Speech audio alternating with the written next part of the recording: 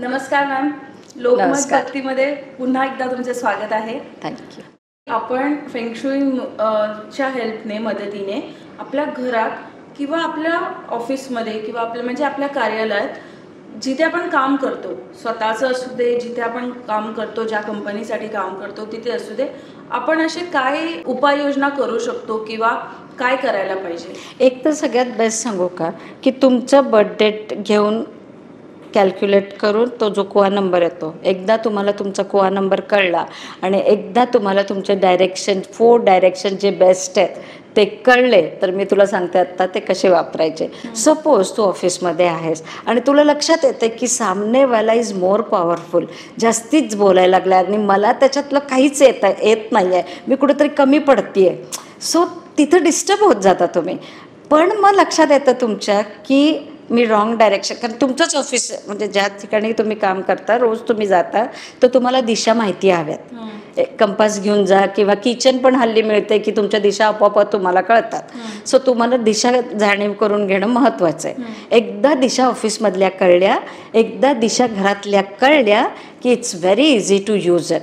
मग काय करायचं, जेव्हा तुम्ही बसाल मीटिंगला, तर तेव्हा माझी गुड डायरेक्शन चुकली आहे लगेचच कळतंच की सामनेवाला जास्ती बोलतोय ना. मग त्यावेळेस काहीतरी निमित्त काढा, पाणी घ्यायचं निमित्त करा, वॉशरूमला जायचं निमित्त करा, and just change your direction की अरे माझी ही डायरेक्शन आहे, मला इकडं तोंड करून बसायला पाहिजे. आणि त्याप्रमाणे ते खुर्ची ओढून त्या ठिकाणी बसा and see the luck again, की तुम्हाला फ्रुटफुल वाटतं. छान, अरे मीटिंग मस्त करून मी इतकं मस्त बोललो, मी इतकी मस्त बोलले, परफेक्ट आलं सगळं. हा नक्की तुम्हाला अनुभव आहे. घरात पण तसंच होऊ शकतं की बाबा वाद होतोय आणि तुम्हाला जर जिंकायचं असेल, सॉरी की बाबा अरे घरातल्यांच्याच लोकांबरोबर सांगते मी, पण तुम्हाला जर जिंकायचं असं वाटत असेल तर तुमच्या गुड डायरेक्शनला तुमचं फेसिंग असणं महत्त्वाचं आहे. इवन तुम्हाला जर आता नुसतं असलं नको बोलायला, पण अभ्यासात मुलं छान व्हायला पाहिजेत किंवा घरातलं आपलं बरेच हाऊसवाईफ घरातून म्हणजे बिझनेस पण करतात, मग त्यांनी त्यांचे जे काही वस्तू आहेत विकायला ठेवले ते गुड डायरेक्शनमध्ये ठेवावेत. ह्या ज्या फिमेल आता त्या वस्तूंमध्ये काम करत असतील त्यांनी पण फोन करताना गुड डायरेक्शनला ठेवावं त्यांचं तोंड. किंवा जे विकायला ठेवलं, आता लोक घ्यायला येत असतील ना तुमच्या घरी, तेव्हा पण असे मांडणी करा की you are facing good direction. मुलांना पण जर त्यांच्या अभ्यासात स्टडी रूम असेल त्यांचा, तर अतिशय महत्त्वाचं एक काम करा की मुलांना असं बसवा की त्यांच्या पाठीमागे भिंत आली पाहिजे. लोक बरोबर उलटं करतात, टेबल भिंतीकडे टेकवतात आणि खुर्ची बरोबर without support. So support is very important in feng shui. कसं, जो अभ्यासाला बसेल किंवा जो कामाला बसेल, आपण म्हणूया इवन काय शेअर मार्केट वगैरे असतं, तर त्यांची पण अशी मध्येच कुठंतरी बसलेलं नको. आणि बॅकला बघितलं तर खुर्चीच्या पाठीमागं खूप जागा आहे किंवा बरोबर पाठीमागं डोर आहे, तर तसं नाही पाहिजे. तर नेहमी खुर्ची तुमची भिंतीला टेकलेली पाहिजे. सो जे काम करता त्याच्यामध्ये खूप छान सक्सेस मिळू शकतो. इवन जर तुम्ही तसं भिंतीला टेकलेलं अभ्यासाला बसला असाल तर तुमचं पूर्ण लक्ष अभ्यासात लागतं, ना की इकडं तिकडं. जर दरवाजा पाठीमागे असेल तर लक्ष व्यवस्थित लागत नाही, you are always disturb. Even आपण जर तू बऱ्याच कंपनीजमध्ये गेलीस आणि तिथं जर रिसेप्शनिस्ट बघितलंस तर ती अगदी दरवाजाच्या समोर बसलेली असते, तर तेव्हा अगदी इन्स्टंट आम्हाला तोंडात येतं की किती बदलल्या, इतके रेग्युलर बदलत राहता तुम्ही ती रिसेप्शनिस्ट, कारण ती मेन डोरच्या मध्ये समोर बसली. सो नेहमी असं पण नको आहे की अरे तुम्ही मेन डोरच्या किंवा तुमच्या पण घरी तुम्ही डोरच्या अगदी समोर बसलात तर तुम्ही पूर्ण डिस्टर्ब असता फॉर शुअर. त्यामुळे फेंगशुईमध्ये support is one of the best, म्हणजे त्याला जास्ती महत्त्व दिलं आहे. आणि ते सपोर्ट कसं पाहिजे, तर तुमच्या खुर्चीच्या पाठीमागे भिंत हवी. That is very important. त्यावेळेस तुम्ही खूप छान काम करू शकता.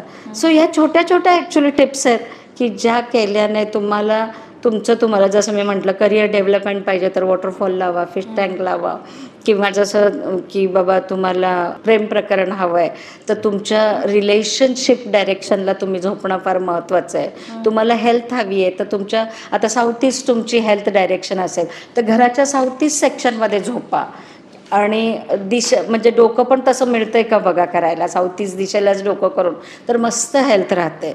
पण तसं जमत नाही. बऱ्याच लोकांचं असतं की साऊथ ईस्ट एरिया मिळेल झोपायला, पण डोकं तसं करू नाही शकणार आहे. Fine, one of the good डायरेक्शनला करू शकता तुम्ही. किंवा जर तुम्हाला पैशाचंच जास्ती विचार असेल तर ती दिशा मॅक्झिमम तुमच्या घरात तुम्ही अडगळ नाही आहे, तिथे काही रद्दी वगैरे नाही ठेवलेली ना, तिथे बऱ्याच वेळा असतं ना की सगळं डम करतो आपण एखाद्या ह्याच्यात, तर ते नको आहे. तो अतिशय महत्त्वाचा. म्हणजे माझ्याकडे एक क्लायंट अशी आली होती की जिचं म्हणणं होतं की आम्ही बंगला केला आहे, आता पूर्ण तयार आहे हे बंगला, सगळं इंटिरियर पूर्ण तयार आहे, पण 3 महिने झाले आम्ही काय तिथं शिफ्ट होत नाही आहे. सो मला तिने पैसे वगैरे विचारले आणि मी पण माझं रेग्युलर चार्जेस वगैरे, मग तिला तिला असं वाटलं की अहो मला फक्त हे घर सोडून त्या घरात शिफ्ट व्हायचं आहे. म्हटलं माझी फी एवढी आहे. सो शी वॉज सरप्राईज्ड की आता शिफ्टिंगसाठी पैसे देऊ की नको ना. पण तिचं असं पण म्हणणं होतं की नवरा काही केला यायला तयार नाही आहे, बघू तुमच्या फंक्शनने होतो का तयार. सो आय सेड ओके बघू. सो मी त्यांच्या घरी गेले, ज्या घरात ते राहत होते, जिथून शिफ्ट व्हायचं होतं. तर मला तिथं गेल्यावर लक्षात आलं की त्यांच्या कुवा नंबरप्रमाणे जे ट्रॅव्हल करतो त्या एरियात मोठाच्या मोठा शू स्टँड, आणि प्रत्येक घरात 4 मेंबर्स होते, प्रत्येकाचे 10-10 पेअर असतील. इतकं मस्त छान अरेंज केलेलं आहे. पण मी फक्त तो शू स्टँड तिथून हलवला असेल आणि नेक्स्ट 8 दिवसात शिफ्ट झाले.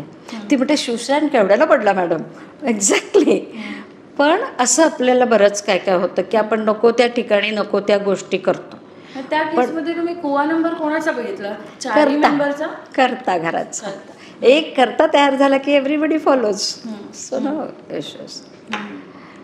सो असं खूप होऊ शकतं की आता रद्दी लोकांना फार आवडते साठवायला, तर रद्दी नेमकी तुम्ही जर तुमच्या गुड डायरेक्शन म्हणजे करिअर डायरेक्शनमध्ये ठेवली असेल तर करिअर तुम्हाला असं होत राहतं की मी किती इंटरव्ह्यूज देऊन येतो, हलतच नाही या गाडी, किंवा अरे मी किती कष्ट करतो, कुठंच पुढं जात नाही आहे मी. फाइंड आउट की घरात तुम्ही तुमच्या करिअरमध्ये काय ठेवलं आहे.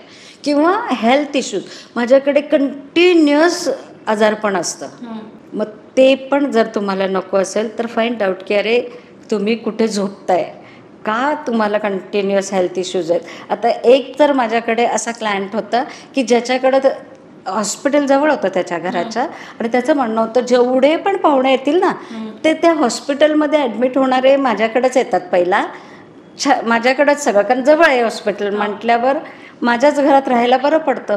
त्याचं इतके नवरा बायको कंटाळलेले की सगळे पेशंटच येतात माझ्याकडे आणि माझ्या घरी राहतात आणि तिथून हॉस्पिटलला जातात अँड ऑल दॅट.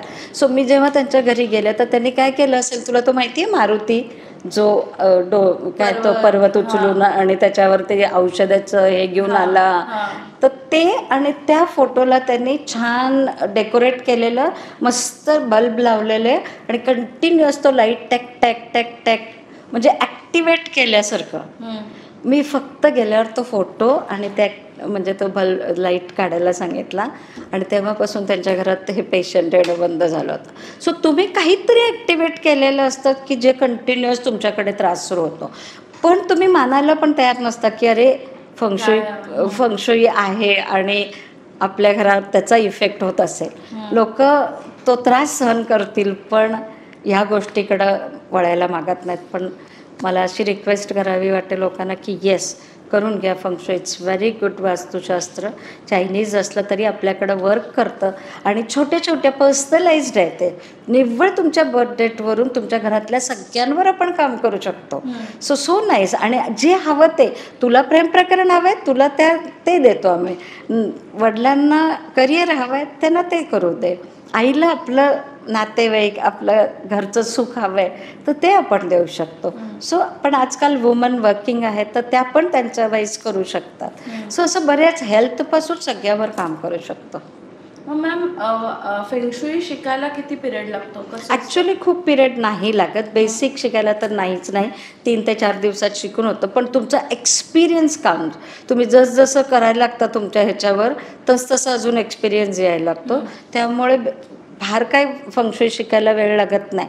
पण तुम्हाला तो म्हणजे एक्सपिरियन्स येऊन त्याच्यावरचा विश्वास बसणं गरजेचं आहे की अरे येस मी असं केलं तर असं झालं.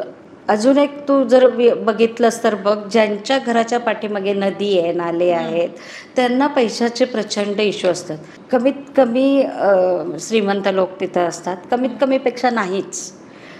स्लम एरिया वगैरे वापरलं जातं, तशीच त्यांच्या बरोबर घराच्या पाठीमागे नदी वगैरे असते. सो असं पण आहे की जिथे पाणी आहे, नेमकं तुमच्या घराच्या पाठीमागं पाणी असायला नको आहे. तुमच्या पुढे, घराच्या पुढे पाणी असणं इज बेस्ट. मनीलक खूप छान असतं तुमचं, पण घराच्या पाठीमागे पाणी प्रकार नको आहे. धन्यवाद मॅम, तुम्ही आम्हाला फेंगशुईबद्दल खूप छान माहिती दिलीत, त्याबद्दल तुमचे खूप खूप आभारी आहोत. Yes, thank you so much Prajakta, thank you.